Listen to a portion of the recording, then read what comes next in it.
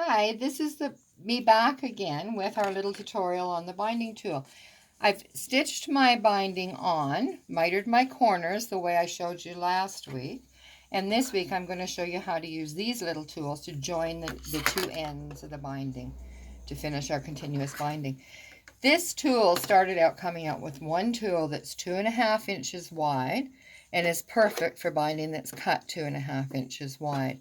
They have recently come out with a smaller tool that's cut for 2-inch binding, and it's the same method of putting it on, although all the cuts are a little bit smaller. And after you've seen how this works, you'll understand that. So I'm going to set this little guy aside.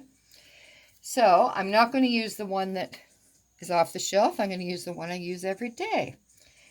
So what we have is the instructions for using this right on top of the ruler.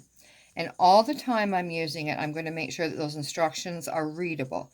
So I don't want to use it upside down, inside out. I want to have the writing running the right way.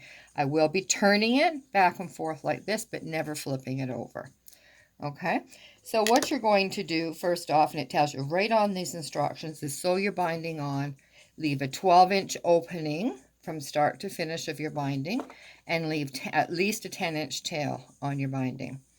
So after you have stitched it on, and I've gone ahead and done a little bit to start with, you have on the tool a marking line, and you're going to take this flat edge of the binding tool, push it up against the stitching lines, bring it over, and use your pen to mark your marking line. And you can see I've already done this. I'm working a little ahead.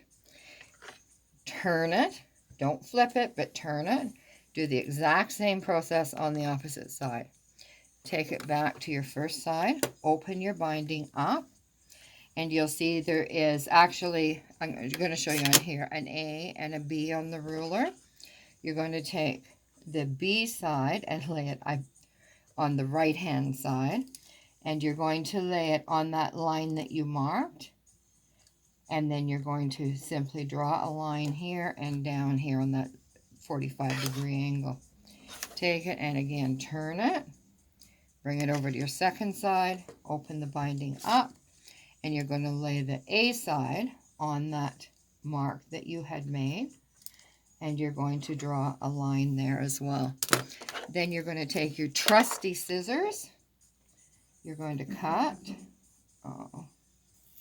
and cut right on that diagonal line that you drew, all the way to the top. And the same thing on the opposite side, so cut on that diagonal line.